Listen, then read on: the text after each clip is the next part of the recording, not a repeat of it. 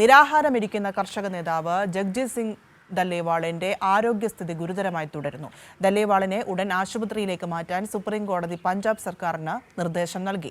സാഹചര്യം വഷളാക്കിയതിനും വൈദ്യസഹായം നൽകണമെന്ന സുപ്രീം കോടതി ഉത്തരവ് പാലിക്കാത്തതിനും പഞ്ചാബ് സർക്കാരിനെ കോടതി രൂക്ഷമായി വിമർശിച്ചു. മിനിമം താങ്ങുവിലയ്ക്ക് നിയമസാധുത കൊണ്ടുവരിക എന്നതുൾപ്പെടെയുള്ള ആവശ്യങ്ങൾ ഉന്നയിച്ചുള്ള ദല്ലേളിന്റെ നിരാഹാര സമരം 1 മാസം പിന്നിട്ടിരിക്കുകയാണ്. സ്വാതി, ഈ നിരാഹാര സമരം ഇങ്ങനെ മുൻപോട്ട് പോകുന്നു. അദ്ദേഹം ശക്തമായി തന്നെ ആ സമരത്തിൽ തുടരുന്ന ഒരു സാഹചര്യം. ആരോഗ്യസ്ഥിതി മോശമായിട്ടും തൻ്റെ നിലപാടിൽ ഉറച്ചു നിൽക്കുന്നു. തൻ്റെ കാര്യങ്ങൾ അത് വിജയിക്കും വരെ ഇതിൽ തുടരുമെന്ന് പറഞ്ഞുകൊണ്ടേ ഇരിക്കുന്നു. എന്താണ് നിലവിലെ സ്ഥിതി? അതുമായി ബന്ധപ്പെട്ട് പുറത്തു വരുന്ന അല്ലെങ്കിൽ മനസ്സിലാക്കാൻ കഴിയുന്ന കൂടുതൽ കാര്യങ്ങൾ എന്താണ്?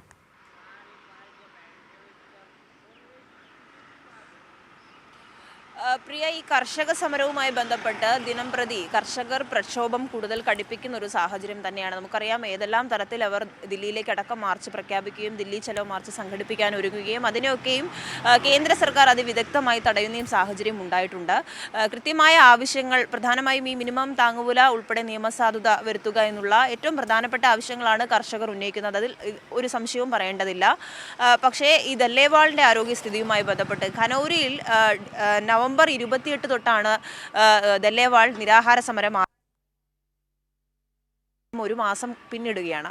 അപ്പോൾ അത്തരത്തിൽ 1 മാസം പിന്നിടുമ്പോൾ അദ്ദേഹത്തിൻ്റെ ആരോഗ്യസ്ഥിതി സംബന്ധിച്ച് നേരത്തെ തന്നെ സുപ്രീം കോടതി ഇടപെട്ടതാണ്. സുപ്രീം കോടതി പഞ്ചാബ് സർക്കാരിനോട് ആവശ്യപ്പെട്ടു അദ്ദേഹത്തിന് ഒരു വൈദ്യസഹായം, കൃത്യമായ വൈദ്യസഹായം എത്തിക്കണം, അദ്ദേഹത്തെ ആശുപത്രിയിലേക്ക് മാറ്റണമെന്ന് നേരത്തെ തന്നെ മുന്നറിയിപ്പ് പഞ്ചാബ് സർക്കാരിന് നൽകിയതാണ്. അതിന് പിന്നാലെ ഇന്നലെയാണ് ഈ കേസ് വീണ്ടും കോടതി പരിഗണിക്കുന്നത്. പ്രത്യേകിച്ചും ഇത് പരിഗണിക്കാനുള്ള കാര്യം അദ്ദേഹത്തിൻ്റെ ആരോഗ്യസ്ഥിതി വളരെ മോശം അവസ്ഥയിലേക്ക് പോകുന്നു. ആരോഗ്യ വിദഗ്ധരൊക്കെ തന്നെയും ചൂണ്ടിക്കാണിച്ചത് അദ്ദേഹത്തിന് ഹൃദയസ്തംഭനം ഉൾപ്പെടെയുള്ള ഏറ്റവും ഗുരുതരമായ അസുഖങ്ങളിലേക്ക് പോകാനുള്ള സാധ്യതകളുണ്ട്. അതോടൊപ്പം ഈ ആന്തരിക അവയവങ്ങളുടെ പ്രവർത്തനവുമായി ബന്ധപ്പെട്ട വലിയ പാളിച്ചകൾ സംഭവിക്കുന്നു. അതൊക്കെയും ആരോഗ്യ വിദഗ്ധർ ചൂണ്ടിക്കാണിച്ചതിന് പിന്നാലെയാണ് ഇത് സുപ്രീം കോടതി വീണ്ടും പരിഗണിക്കുകയും കഴിഞ്ഞ ദിവസം വീണ്ടും പഞ്ചാബ് സർക്കാരിനെ രൂക്ഷമായി വിമർശിക്കുകയും ചെയ്തത്. ഈ 31 മുമ്പ് അദ്ദേഹത്തെ ആശുപത്രിയിലേക്ക് പ്രവേശിക്കണമെന്ന് കർശനമായിട്ടുള്ള നിർദ്ദേശമാണ് പഞ്ചാബ് സർക്കാരിന് ഇപ്പോൾ നൽകിയിട്ടുള്ളത്. അതേസമയം ഈ വിഷയവുമായി ബന്ധപ്പെട്ട നേരത്തെ തന്നെ പഞ്ചാബ് സർക്കാർ ചർച്ചയ്ക്ക് തയ്യാറായിട്ടുണ്ട്, ചർച്ച നടത്താൻ പോയിരുന്നു. എന്നാൽ ദല്ലേവാൾ അതിനോട് സഹകരിക്കുന്നില്ല എന്നൊരു കാര്യമാണ് കോടതിയിൽ പഞ്ചാബ് സർക്കാർ പറഞ്ഞത്. എന്നിരുന്നാലും ഈ കർഷകരുടെ ആവശ്യം എന്ന് പറയുന്നത് അംഗീകരിക്കപ്പെടേണ്ടതാണ്. ഈ വിഷയവുമായി ബന്ധപ്പെട്ട കൃത്യമായൊരു ചർച്ച കേന്ദ്ര സർക്കാരിൻ്റെ ഭാഗത്തുനിന്നുണ്ടാകണം. അതോടൊപ്പം കൂട്ടിച്ചേർക്കാനുള്ളത് ഹരിയാനയിൽ ഇന്ന് ഈ ഹരിയാന കർഷകരുടെ ഭാഗത്തു നിന്ന് ഇന്നൊരു മഹാപഞ്ചായത്ത് ചേരുന്നുണ്ട്. അവർ ഇനിയുള്ള അല്ലെങ്കിൽ ഇനി ഏത് തരത്തിൽ പ്രക്ഷോഭം കഴിപ്പിക്കണം, പ്രക്ഷോഭം ഏത് തരത്തിൽ കൊണ്ടുപോകണം എന്നുള്ളത് സംബന്ധിച്ചൊരു തീരുമാനം ആ മഹാപഞ്ചായത്തിൽ ഉൾപ്പെടെ ഉണ്ടാകുമെന്നാണ് പ്രതീക്ഷിക്കുന്നത്. ഹരിയാനയിലെ വിവിധ കേന്ദ്രങ്ങളിലായിട്ടായിരിക്കും ഈ മഹാപഞ്ചായത്ത് ചേരുക.